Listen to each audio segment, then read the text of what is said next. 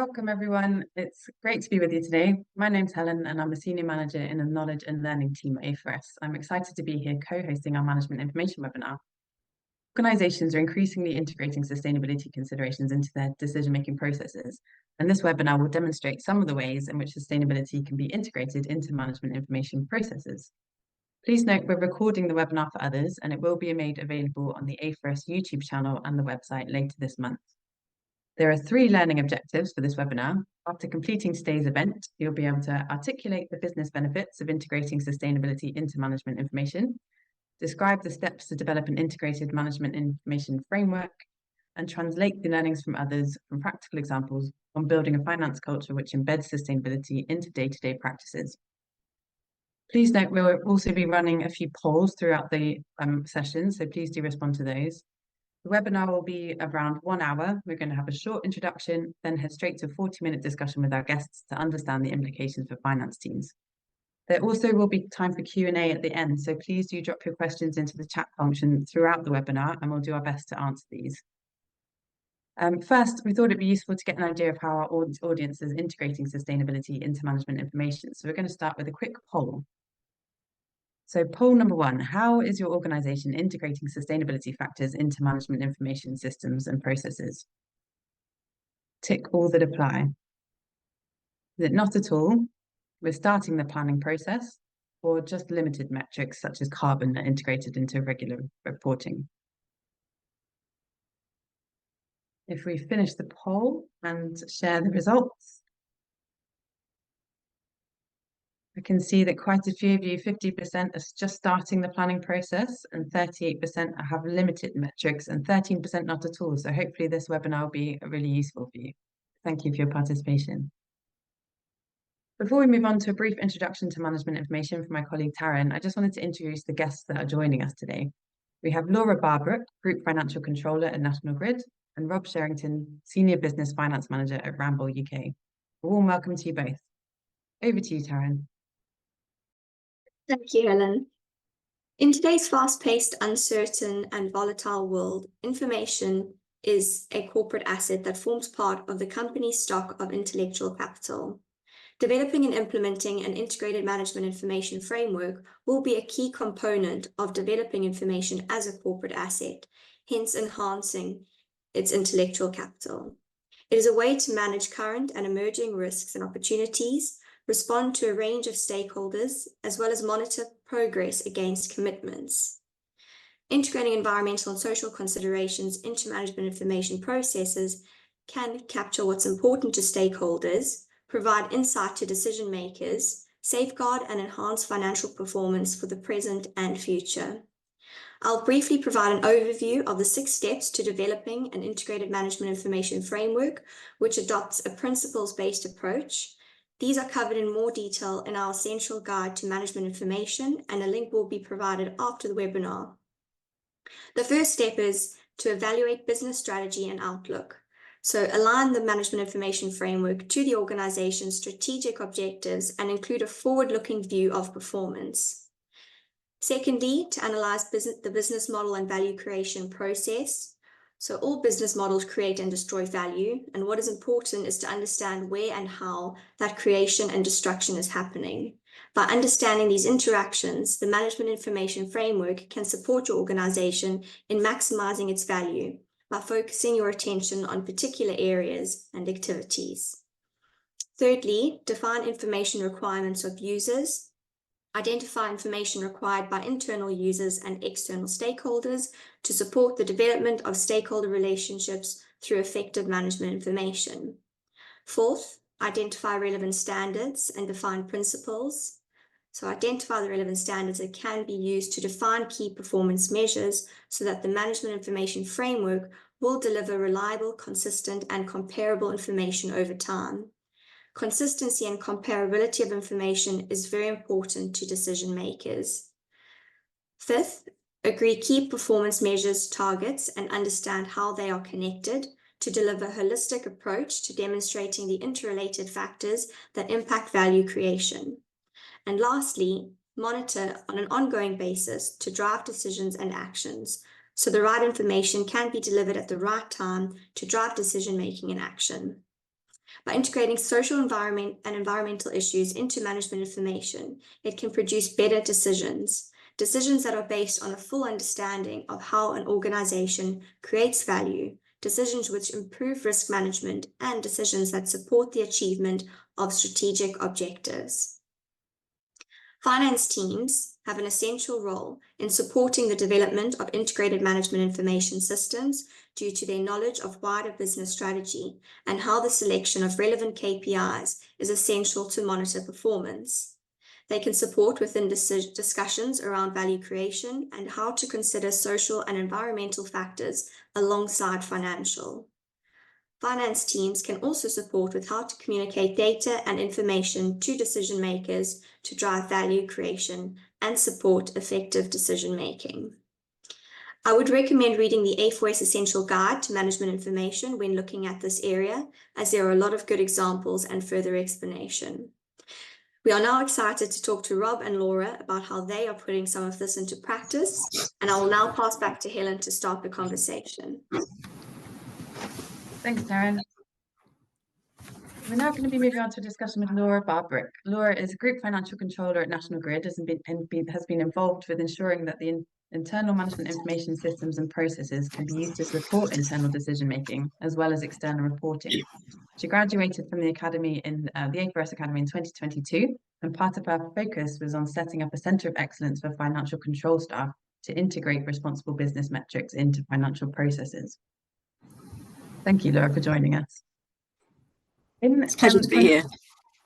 In 2022, National Grid developed a responsible business charter. How did this influence the management information systems and processes within National Grid? Yeah, so I joined National Grid just coming up for 4 years ago.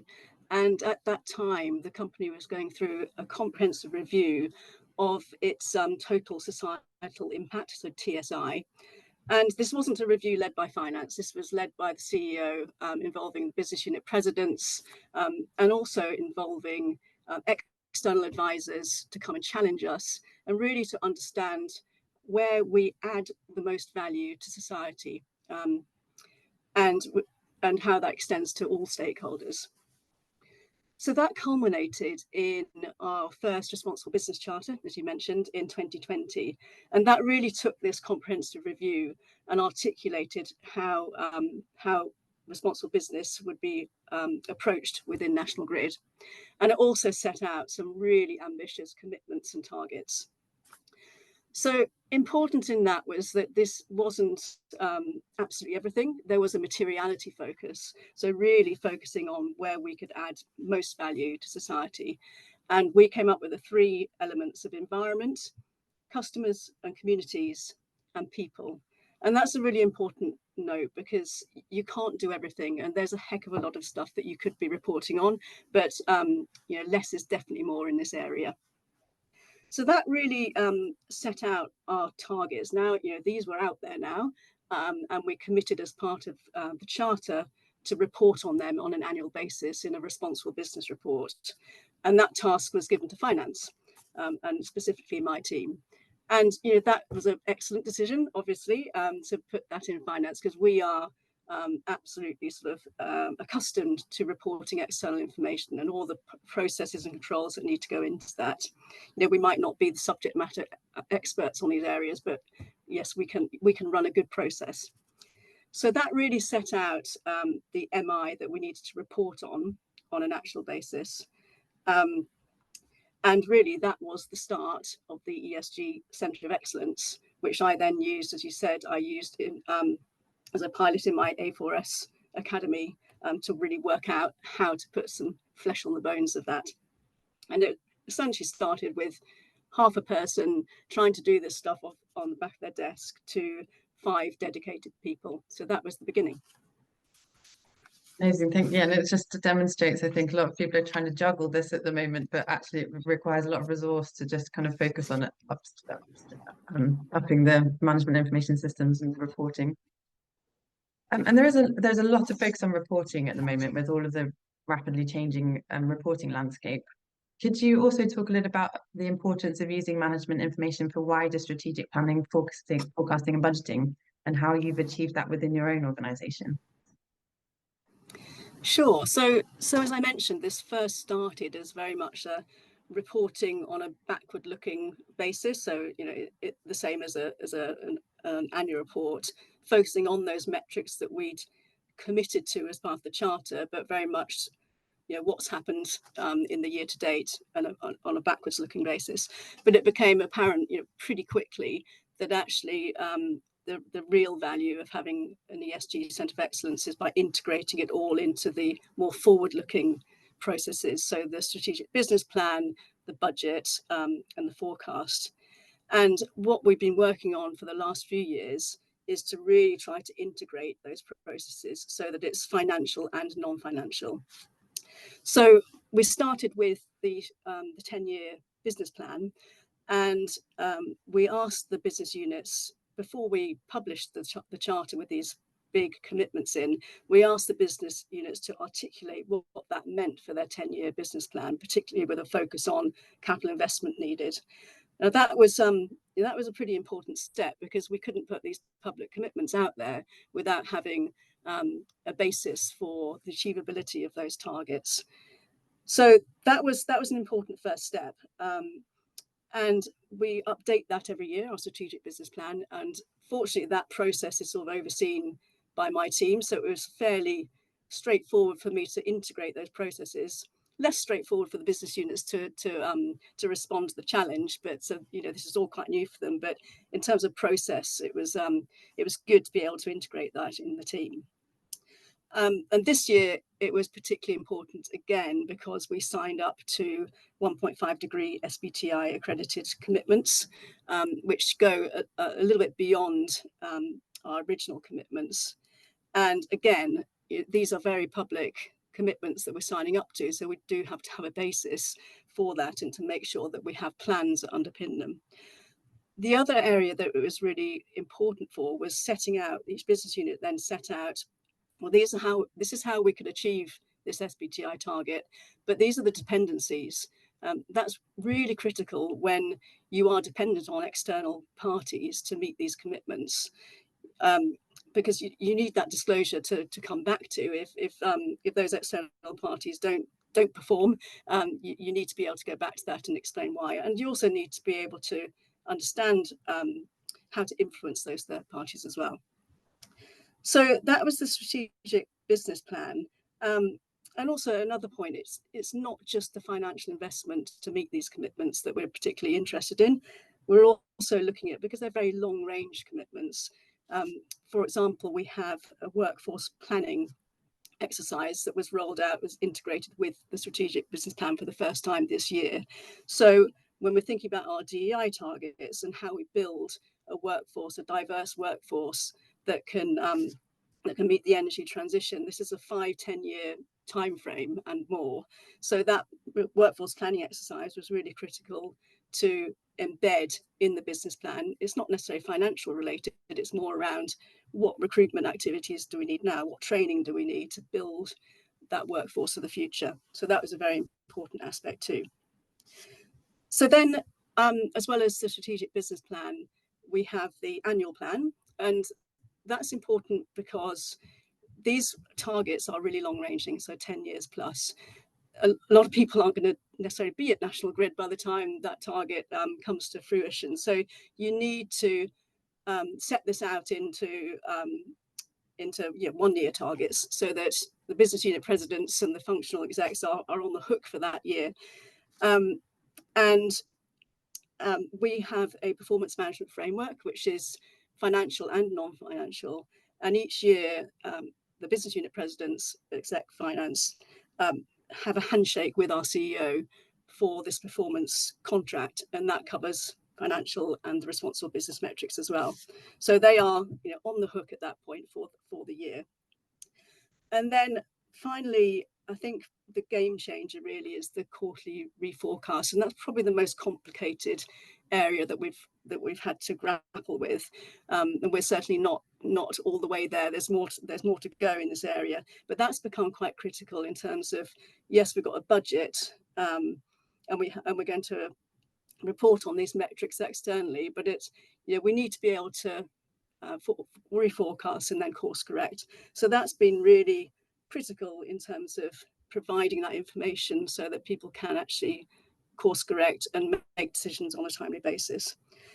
So I guess to sort of reiterate a bit, because that was quite a lot of talking there in terms of what we've been doing over the last few years, but the more you can integrate this with your finance processes, the better. You know, one, it elevates the importance of the responsible business commitments alongside the financial metrics, which is more traditional, and also it just makes sense from an efficiency perspective.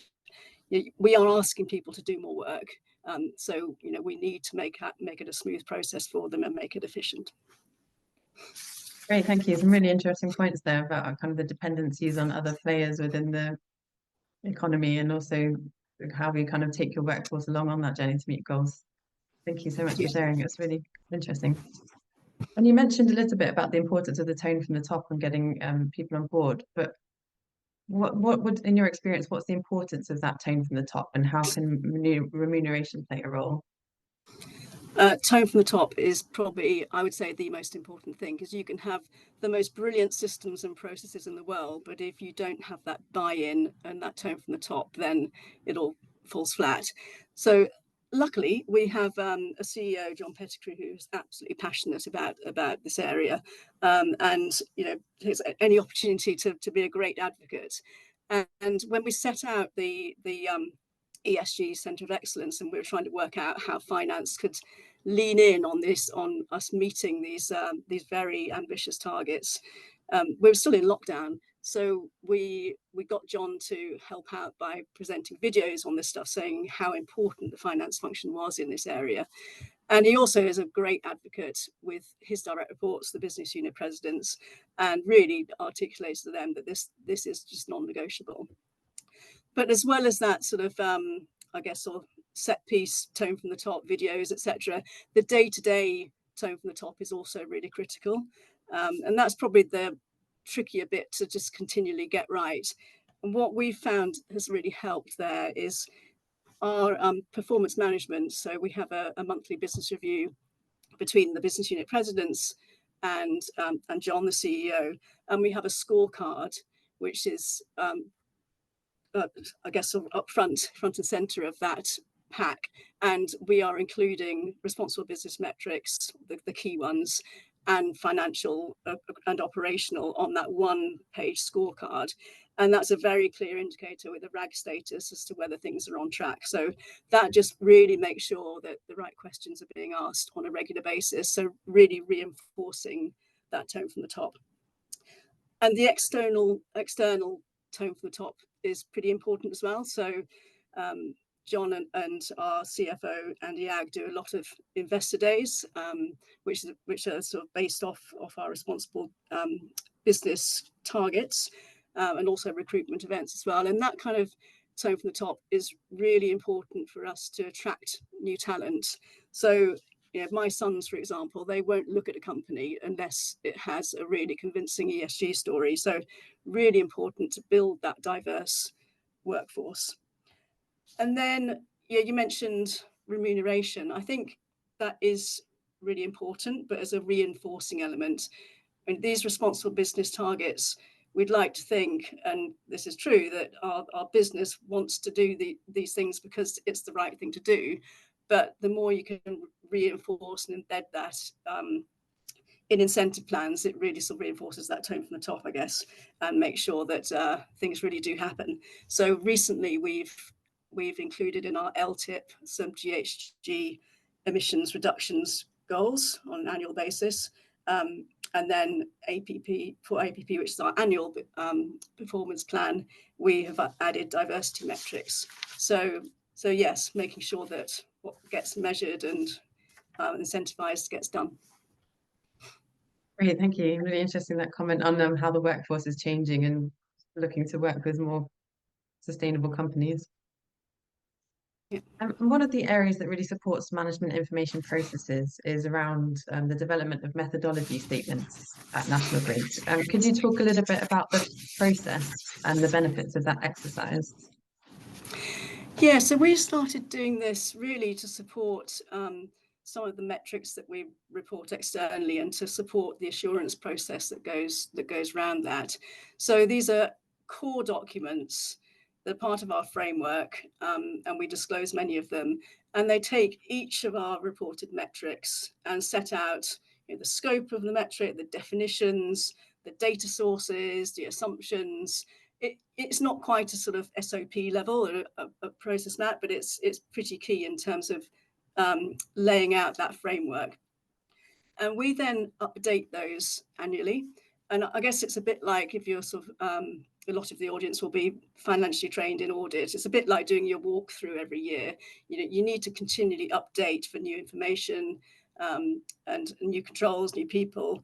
And that really drives, as well as a sort of common understanding with the assurance team and with my team, it drives that accountability across the large group of people who really input into these metrics. And that framework really acts as a great quality control, because we then audit against that, whether it's our second line team or our third line, our external assurance providers. They will use that methodology statement and audit against that. And it's really important for disclosure, because there is a lot of diversity in practice in terms of reporting these metrics, and there's not necessarily a set way of doing things. So disclosure is your friend in this situation. The more you can disclose, so the reader can understand the risks and uncertainties inherent in that data, the better. Great, thank you. I think that's a really interesting point, that so many novel and different ways of reporting, with all this kind of changing methodologies and different reporting requirements and standards. Having that content and transparency that helps building to best practice is a really useful bit of information for people kind of using that data. Yeah. We understand that you're working towards improving assurance processes at National Grid. Could you provide some insights into the steps that you're taking? Absolutely. So we've been getting limited assurance from PwC for a number of our most material metrics. We've been doing that for some time. And we've been continually expanding that suite of metrics that we get limited assurance on. And every time we add a metric to that, it really helps our understanding of the process that and the data sources that end up with the reported metric, and it's really helped mature our control environment. But I guess the next step is reasonable assurance. And as you know, the direction of travel from regulators is that that will probably be an expectation at some point. And as you know, the bar for reasonable assurance is massively higher than limited. So it's like a controls-based audit versus a tick and bash audit. So your control framework has to be testable and watertight for you to get to that reasonable assurance level. So I guess the practical steps we've taken are recognizing that it is a higher bar, and we are not. It's not like finance processes which have been in place for years and years and years. We are starting, from a lower base. Don't bite off more than you can chew. So start with your most material. For us, that's scope 1 and 2, and also give yourself time. So we aren't going to press the button on reasonable assurance until 2026, so March 2026, which sounds like a long time, but actually the steps you need to go through, it will take us that time. Other top tips, I guess, get buy-in. So we got our approach endorsed by the audit committee, but then got the business buy-in by presenting at the exec committee. So at the end of the day, you are relying on business people in the business, not just the finance function, to help you with this. So you need to get that buy-in before going ahead. Then we've taken very much a workshop approach to this, where we've got all the control owners and the data owners and the SMEs for our metrics into one room, and sort of mapped out the process whereby these metrics come together. And that's a really useful exercise, because it identifies where you might have gaps. And then we do the traditional, what you'd think is a traditional finance process, which is set out the risk and control matrices. So again, that sets out, what are the key risks in this metric? Therefore, what are the key controls you need to have, so that you have those key controls, but you also don't have an overly controlled process, which then means that people can't see the wood for the trees.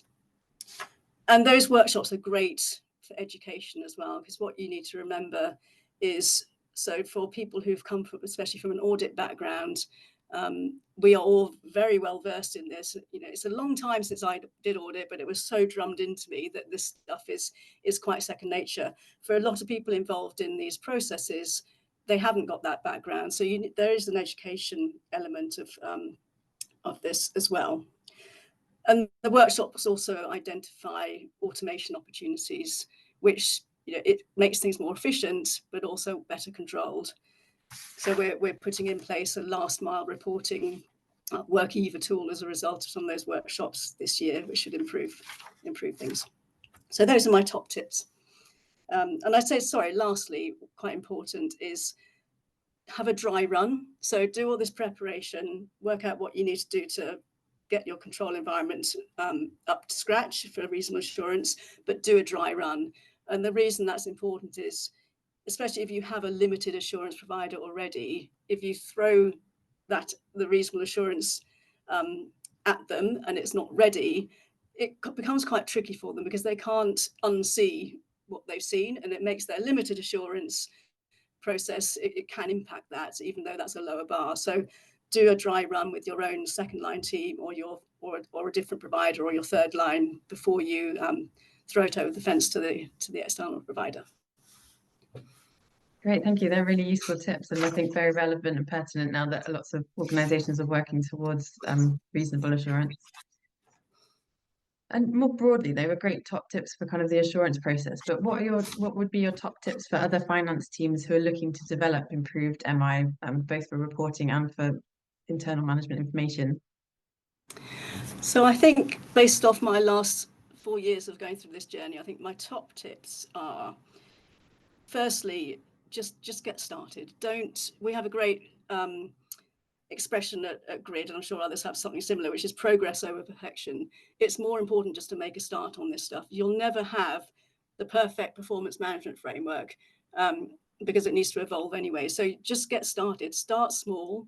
Start with your most material metrics and just get going, and recognize that it will be clunky and sort of, I guess, it'll put your thick skin on because people will complain, but it will be clunky. But if you get your CEO to endorse it, you can then just improve over time. So just get started. I think the other top tip is be realistic in resourcing. So we started with, as I said, we're sort of half a person, not dedicated solely to ESG, but doing the financial reporting as well. And that's just not enough. Now, we don't have a huge team. It's still relatively small at 5 people, but you do need that dedicated resource because this is a complex area. You need people who are really passionate about ESG reporting and keeping track with all the external developments and the pace of change. And then the third point I would say is really partner with if you have an equivalent CSO team, so we have a Chief Sustainability Officer who has a team, and really partner with them because you're on this journey together and you can really complement each other in terms of skills and set out your RACI between those teams. Great, thank you. Yeah, really valuable top tips. Thank you for everybody going on this journey. Thank you so much, Laura, for your time. Before we move on to a discussion with Rob, we're just going to run a quick poll just to consider some of the discussion that you've heard so far. So what are the steps to integrating social and environmental factors into management information? Is it evaluate business strategy and outlook, analyze business model and value creation process, define the information requirements of users, identify relevant standards and define principles, agree performance measures, targets and connectivity, monitor on an ongoing basis to drive decisions and actions, and please tick all that apply.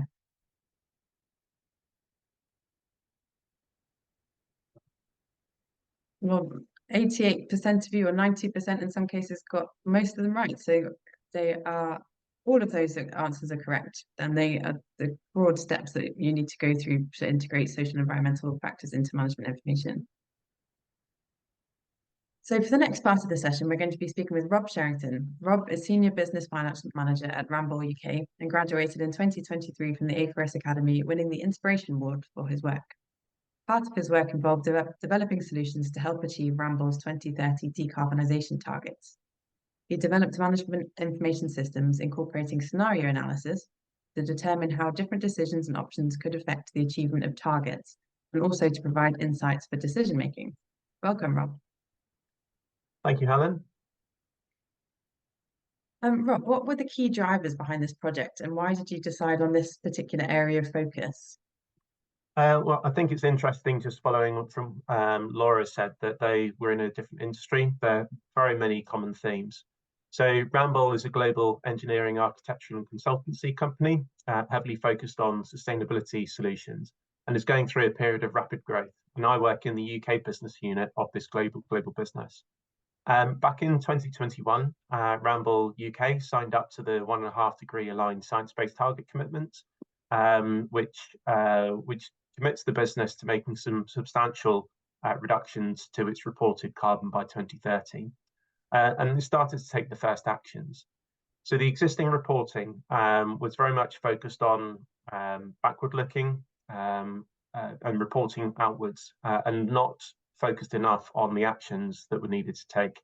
So the real drivers behind this project were taking stock of where we got to 2 years into that plan, looking very much at our commitments out to 2030 with time to be able to take the action that's needed, and really to to identify where we'd made progress, where the blockers were, and really map out a path that would engage management, engage the business to get those actions taken.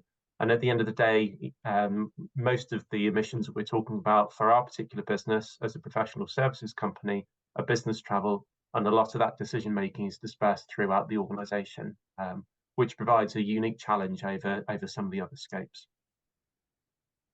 Yeah, thank you. Really interesting comment on the making sure that everybody's involved and can support decision making throughout the business, because carbon is kind of everywhere. That's right. Would you be able to give us a broad overview of your project and the steps that you went through to develop it? Yeah, sure. So essentially, we wanted to make sure, good old finance approach of making sure that we've got facts in place. And as Laura said, the quality of the data in these sorts of areas is far less mature than the normal financial data. We had again putting together a fact base of understanding where we are, and that was both the quantitative of understanding our emissions, our targets, the nature of the data, and some of the assumptions that have been made, but also importantly in this context, qualitative information, really reaching out to people within the business, those who were making decisions, those who were planning travel, to put those two elements together. As you said, that forward-looking view is really important. So we put together some different scenarios, projecting our, in this case, carbon emissions out to 2030, and then put those together to really then to use that modelling to evaluate different decisions and look at different paths. Again, focusing on what are the most material, impactful decisions that need to be taken, and choices, which I think I'll illustrate some of them a little bit later on this call. Brilliant. Yeah, it sounds really interesting and a really great way to use scenario analysis to kind of look to how your different options might help you get on that path. To get to that point, it sounds like there's quite a lot to do internally. Could you talk us through how you approached the project and who you worked with? Yeah, for sure. One of the absolutely critical things is around leadership buy-in and sponsorship. So I work underneath our finance director, Neil Sansbury, and also we've got really powerful vocal sponsorship from our managing director, Philippa Spence. It's really essential for any piece of work like this to have those powerful guiding coalition, because at the end of the day, this is a change in behaviours that you need in the business, and you really need that up front. Alongside that, within Ramboll, we had a few different teams of what we call future leaders that were commissioned to certain projects, and I was lucky enough to work with a team of them. So they are non-experts in this area, but for a period of 3 months, we defined a set of deliverables. And this again was a really, really helpful for me personally injection of of curiosity, of brain power, of horsepower to actually get through this as a discrete piece. It does need that injection of resource, in my view, if you want to make a substantial shift in a short period of time, unless you can fully resource it, with permanent people, which is unlikely to start with. But again, I think by going through this, you generate the insights and prove the value of focusing more resource at these particular areas. So yeah, we had to get ourselves organised in a fairly short order, divided up the work between different elements of the sort of quantitative and qualitative, and then pulled it together to deliver presentations back in September. That honestly is the start of it, to get that, sharing the insight and recommendations. Once you've got the decisions made, the hard work is then started to actually implement and carry out these actions. And it's a never-ending piece, really, because you then have to monitor the progress, review, course correct, all that good stuff when you've got management information out there with actions and targets in mind. Yeah, great, thank you. The cultural point, I think, is a really important one, because it is a real change in how people operate within the business. So we're putting all these processes in place. You kind of got to think about that wider culture piece. But I think it's a really interesting model, kind of taking future leaders and having a brainstorming session almost, and a real focused attention on one project, because it really dedicates that kind of time and also increases levels of knowledge throughout future leaders. So it's a really interesting way of working on a project. Yeah, it does. And I'll just build on that, because I think we've got 4 huge advocates who are out in the business. They've got a really much better knowledge than they had before, and they've got really powerful voice within their markets too. Yeah, great. So undertaking a project like this, which is looking at or uses a set of data and information that may have different assumptions and estimates than the financial data that we typically deal with, and lots of areas of uncertainty. So how can you apply a financial lens and a skill set when dealing with challenges like that? Yeah, I think there's a good element of curiosity, and also using your core financial training both on the numeracy point of view and thinking about sort of data quality controls, financial planning analysis. It's it's a good area to test quite a few different elements of the finance experience. If it's okay, I'll just share a few examples to illustrate the point. Please just let me know when you can see my screen. Yeah, we can see that. Great. So the data I've shown here is illustrative, but imagine we've got a professional services company here who've set their baseline for the science-based targets back in 2019. Everyone knows what happens shortly after that. We had COVID disruption, and that represents this path on the emissions being lower than the science-based targets. The question, really that we're looking at is what's likely to happen over the future, and how can we then drive actions that that can meet our targets. So we use, as I said, scenarios to firstly engage management, to review actions and drive decision making. So the first step is get a better understanding of what drives the recent emissions, and that's based on whatever data you've got, and it's unlikely to be good enough for sound financial data. So there will be some assumptions made, and you need to understand them and to evaluate them. You also need to understand the reporting methodology. So Ramboll reports under the Greenhouse Gas Protocol, and there are certain choices that are available there, and also reference data on the emission factors, for example. But again, you're going to have some internal data that is used. One of the conclusions that we drew from this was that in order to meet the science-based targets, carbon as a metric needed to be treated as a constrained resource, similar to headcount, available hours, and cost. So for us, then a carbon budget and then the management information that goes alongside that was a natural choice that we put in place. I'll just very quickly, hopefully on the chat later we can share the links to these, but some important resources for anyone working in this area to be aware of are, the protocols, the reporting protocols, similar to what Laura talked about earlier around the documentation that really sort of explains the methodology and the metrics. There are a set of choices that can be made, but you need to approach this in a progressive way.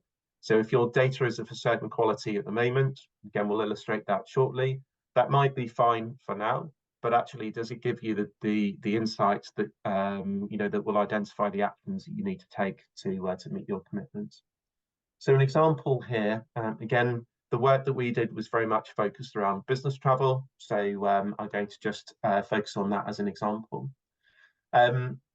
Depending on the data that you've got for flights, for example, you'll capture distance for each individual journey. You need to capture some additional information to really understand the impact that has on the reported emissions. So, for example, here the class of flights is an evident factor that's really important for your reported emissions. And if you don't collect that, you can still report. You can still report your emissions by using an average passenger, but it does hold you back in terms of what you can do. So, for example, two businesses both recorded 10 million kilometers of air travel in a year. First business only captures the kilometers, so it has to use the average emissions per kilometer. But the second business does capture the passenger kilometer by class. And so you can see here, so the first is business A. They've got very similar reported emissions of 2.6 million tons of CO2. But actually, the shape of that is very different. And very quickly, you can see, identify some actions that could easily be taken. So in this example, 15% of the flights for business A were under business class. If they just moved those miles to a lower class, the premium economy, without changing any of the other travel patterns, they could have saved 15% of their reported emissions. So that's an example of the sorts of insights that can come very quickly off of understanding this data to a deeper level. And business B has no such insights, so they're operating in the dark in this space. So hopefully just a couple of examples that bring it to life a little more. Yeah, I think that's a really interesting point, because especially if finance professionals aren't kind of too familiar with the methodology statements or how the data is kind of put together, it really does show that understanding what's behind the data that you're receiving can really help to make different decisions or support the management information to be used in a different way that can be more helpful to kind of getting the outcomes that you want to deliver. I think it's absolutely essential, and I think finance are fairly uniquely placed to to make sure that we've that we've got the backing of that. And as Laura said, we're not technical experts in this field, but I think we're very well trained to be able to sort of challenge the business. Certainly think about improving the data. It's unlikely that the data that you've got at the moment is going to be as good as you would like it to be. So there's always that continuous improvement plan that needs to follow too. Yeah, thank you.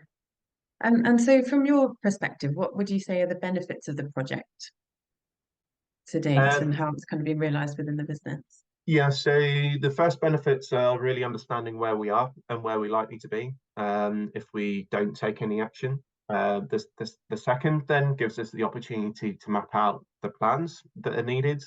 And as we are now, the third real benefit is around engaging the wider stakeholders, whether that's our UK colleagues and also as part of a global business. It really sort of shines a light on where we are as a group and what actions need to be taken. And again, this is a very emotive topic. It's talking about individuals' business travel and choices they make.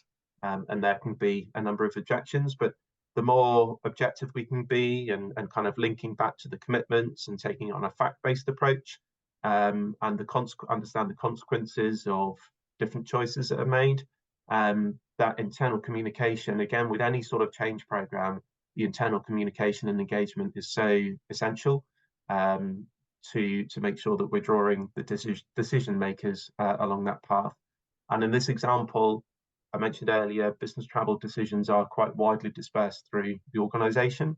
So yes, we can put a travel policy in place and put controls in place, but ultimately, we need the thousands of people in the organisation to be aligned to those goals too. Yeah, great, thank you.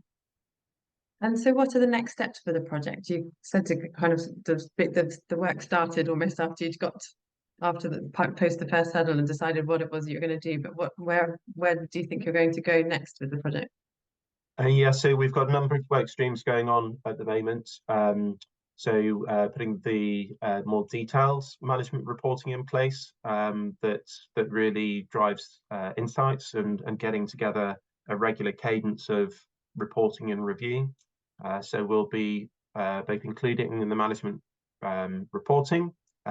It's also linked into the senior leaders' long-term incentive plan. But alongside that, we are looking to do some further deep dives in that data as we go through, to really sort of help our business leaders understand where they are and where they need to be. I think the reforecast is essential. So we've talked about putting budgets in place that kind of constrains the resource. It also gives responsibility within our country market directors across the executive team. The budget's an estimate. So as we go through the course of the year, we'll need to reforecast alongside our core financial process to course correct. And then importantly, review that in more detail. We'll have so much better knowledge when we are setting the budgets for 2025 than we did for 2024. So really, it's about setting out that path. We've taken a first step, and it's a first step, but it's the first of many, and we need to be kind of relentless, I think, and then following that up to think about how can we improve? How does the challenge get greater in each progressive year? So we need to draw the business alongside.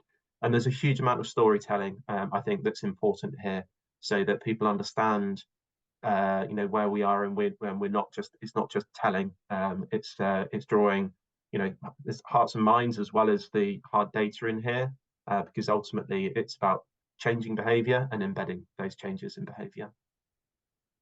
Yeah, great, thank you. Really interesting comments. And I think both you and Laura mentioned the kind of importance of course correcting and reforecasting and looking at that data, but interrogating and building on kind of what you've learned over time and how your organisation is progressing. So really interesting points. Thank you so much. So we're going to be moving on to Q&A in a second, but so please do remember to drop your questions into the chat box, and we'll try and get to them in a moment. I thought we'd just do a quick poll just to consider some of the discussion that you've heard. So poll number 3, what role does finance play in integrating social and environmental factors into management information? Tick all that apply. Understanding the business strategy and imperatives to set the context for MI. Focusing on value creation, having social and environmental measures alongside financial. Picking the right combination of KPIs to monitor performance and improve connectivity of information. Providing users with relevant information and insights that will drive value. It's multiple choice, so please tick all that apply.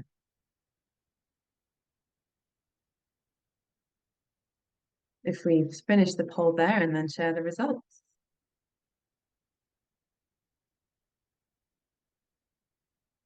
That's great. I can see again that the majority of people selected all of the responses, which was the correct answer. All of the responses were correct.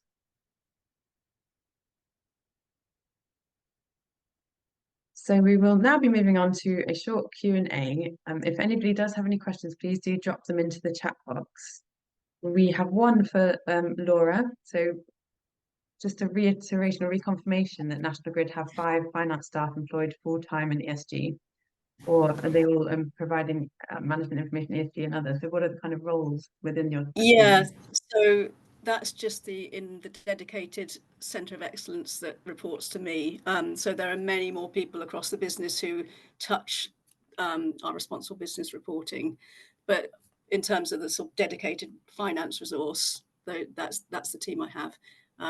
So we now have an ESG controller, which is a new role, and then we have people dedicated to the forward-looking forecasting, performance contracts, etc., and then people looking at controls as well. So we've built up the team in terms of those specialisms.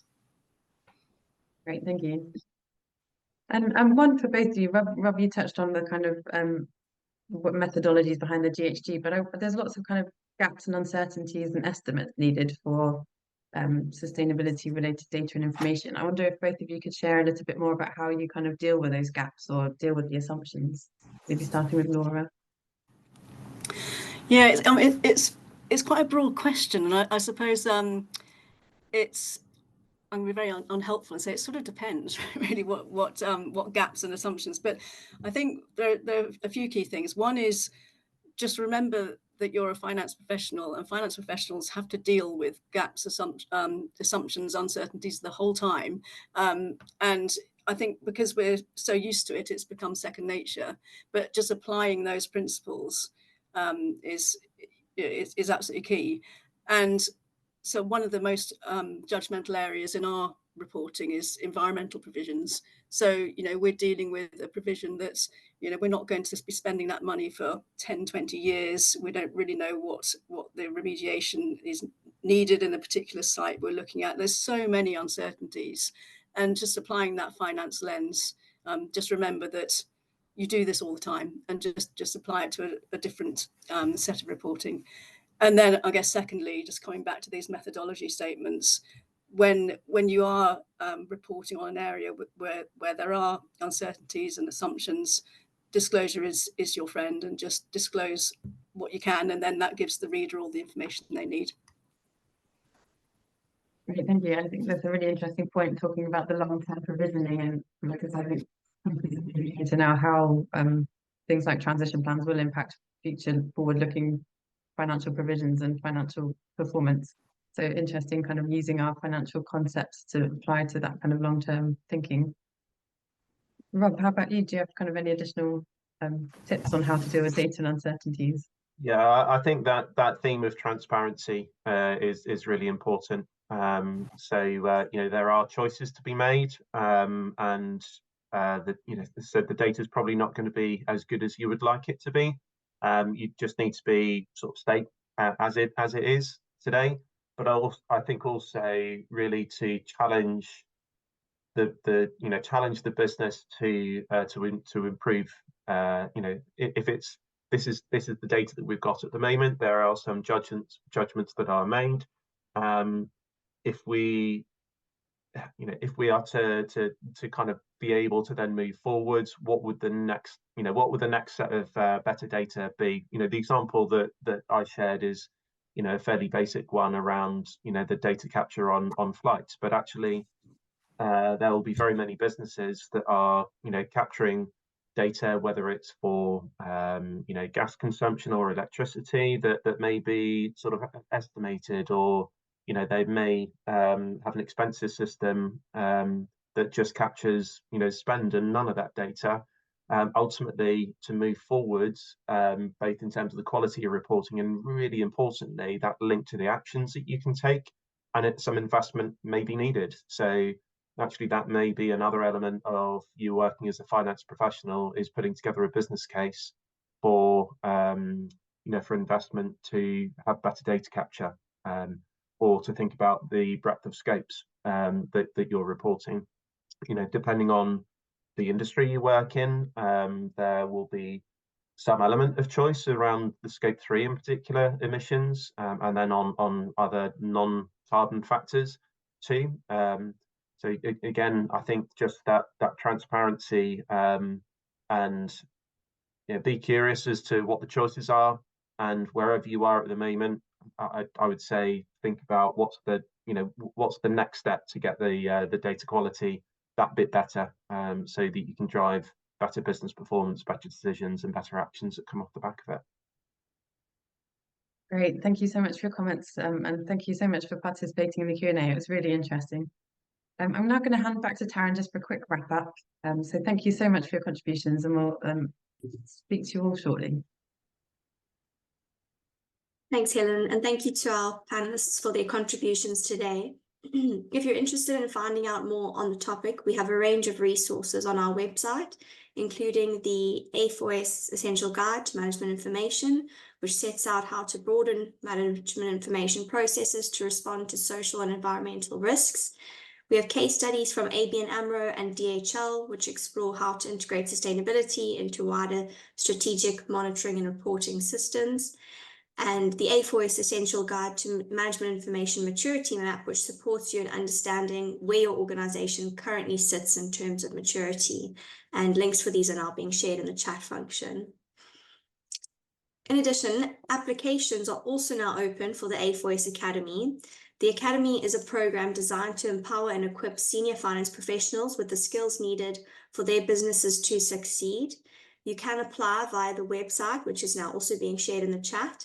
You can register to attend our final information session to hear from previous participants and what to expect on the program. The session will be held on the 5th of March, and you can also register via the link to the Academy page.